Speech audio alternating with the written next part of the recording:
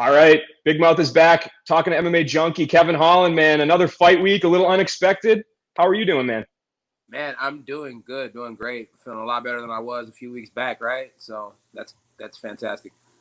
That's for sure, man. And short notice fight here, Trevin Giles. We weren't, like I said, this is something that you've only known about, I think, for a few days longer than we did, maybe even just a day.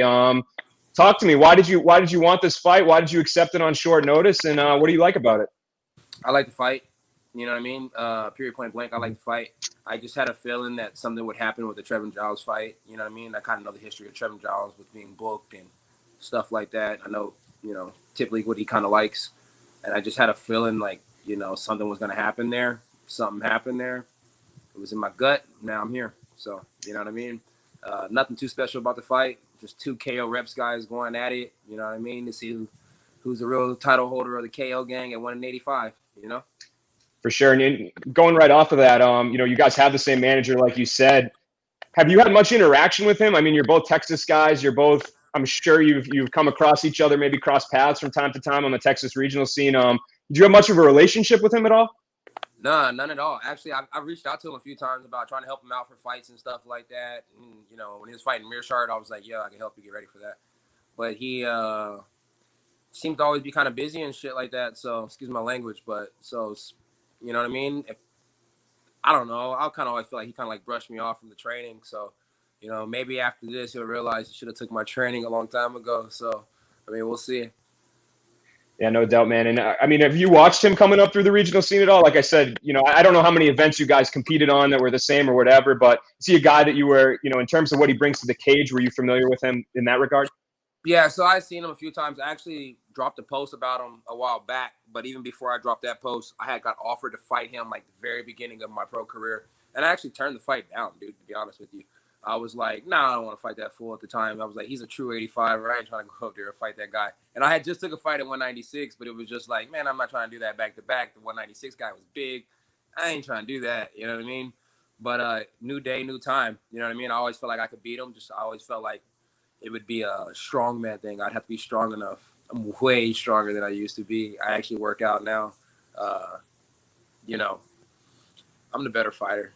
You know what I mean? I've seen him on a local scale. We've never been on a same card or nothing like that. But I've always been enough to know, like, I'm faster. I hit harder. And then I've heard out of somebody he's fought before, he don't crack that hard. So, I mean, I guess we'll find out, right?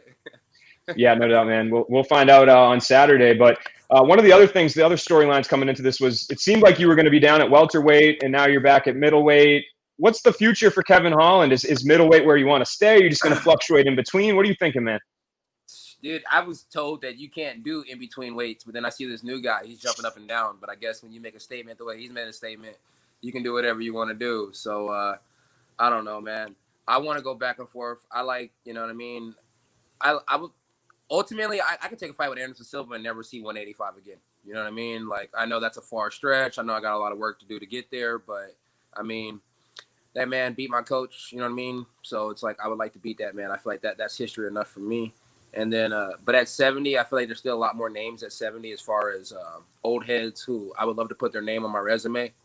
So that being said, I also feel like Usman's a freaking easier fight than Asanya. People probably think I'm tripping when I say that, but you know what I mean? I would like to fight the toe stomper one day. So yeah, why not?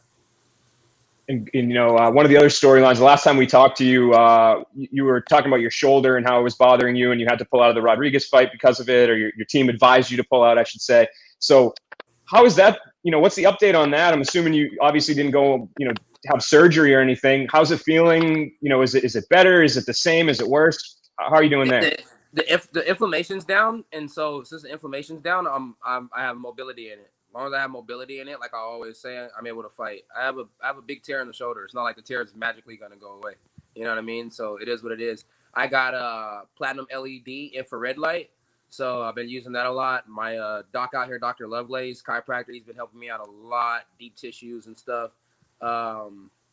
Just overall, UFC sent me a few places. I went a few places myself. My strength and conditioning coach did a good job of monitoring it.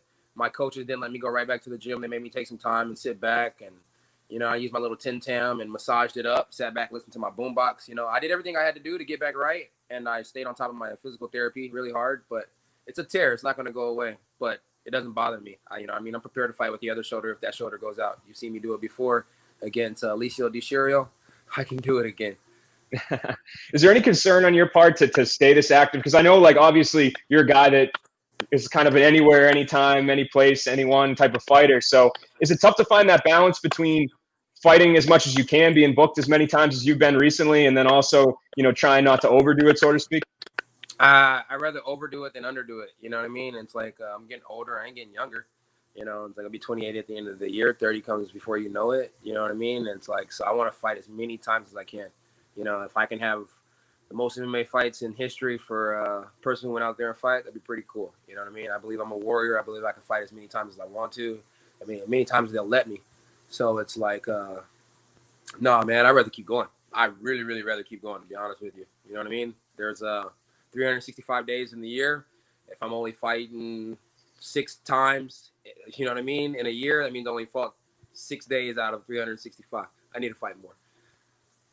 Yeah, and you referenced earlier Khamzat Chimaev, one of the fighters that the UFC just signed. They're pushing him. They're having him fight. They're saying that maybe in August he's going to fight again. So that's 3 times in a month that he'll have a fight. And I know you're a guy that's always looking to get booked. So is that the type of schedule you're trying to keep up when you see somebody like that? Or you're like, hey, why don't they do that with me? Yeah, I mean, he's sprinting. So you know what I mean? If he wants to sprint, I'm down to sprint too. But you got to remember, this is a marathon, and the marathon continues. You know what I mean? Yeah. So I don't want to fight 3 times in a month because I know my body, and I know I probably have more miles than that guy does on my body. So I don't know, you know what I mean, about fighting that many times, but I do want to fight a lot. So it's like, if he wants to fight 3 times in a month, kudos to him. I'd rather be your 3rd fight in the month, because if I'm your 3rd fight, I probably have a better chance of kicking your ass. You know what I mean? For sure, man. For sure, yeah. And one of the other matchups that you had talked about before the last time we spoke was you wanted – no, I was going to say Daniel Rodriguez. You wanted that fight last time we talked, and I mean, if you want Marvin Vettori instead, we could talk about that. But not overlooking Trevin Giles at all, but were you a little disappointed you didn't get that Rodriguez fight or the Vettori fight? So I hit up D-Rod in the inbox and was like, I'm hearing August 1st, August 8th, what's up? And he was like, I'm already booked. So as soon as he said he was already booked, I kind of hit my manager up like, what the F are we doing, dude? Like, what's going on? You know what I mean? Like, I thought we were going to fight D-Rod next. So I guess the UFC had other options and other plans, you know what I mean, with D-Rod. So if I go out here and do what I want to do to Trevin Giles, you know what I mean? It's like, I don't know. If they want to give me D-Rod, I'll take D-Rod. But, I mean, I think Trevin Giles is a harder fight than D-Rod. A little bit bigger, a little bit stronger, probably even a little bit faster. D-Rod got beat up by a 55er. So if I'm still smashing 85ers, if I go down to 70, I want a bigger name. I want a better person. You know what I mean? I want a tougher fight than D-Rod. No offense to D-Rod, but the best chance he had is he was working with John Wood out at Syndicate MMA, and I worked with John Wood before too. So I was hoping that the computer that John Wood is could have helped him out a little bit and made it a tougher fight for me. But other than that, nah, I beat the snot out of D-Rod day in and day out. So last question for you, man. The challenge that's in front of you on Saturdays, Trevin Giles, any type of prediction on how you get this one done? How does it play out when you envision it in your head? You know what? I 2 visions. You know what I mean? It's only 2 ways it can go. Either I can finish Trevin Giles or it can go to decision. If it goes to decision, Trevin Giles, that means he was fighting hard, he was tough, and he was ready to go. But he has to fire on all cylinders for that whole 15 minutes. And that minute that he's sitting inside the corner, he better not look over at me because I'm going to be smiling and giggling and asking him if he's ready to go the next round. That being said, I see myself having the capability and having the speed to knock Trevin Giles out. Awesome. Well, I look forward to the fight, man. Safe travels out to Vegas, and we'll be talking again, Kevin. Good luck, man. Thank you, boss. I appreciate it, man. You guys have a good one.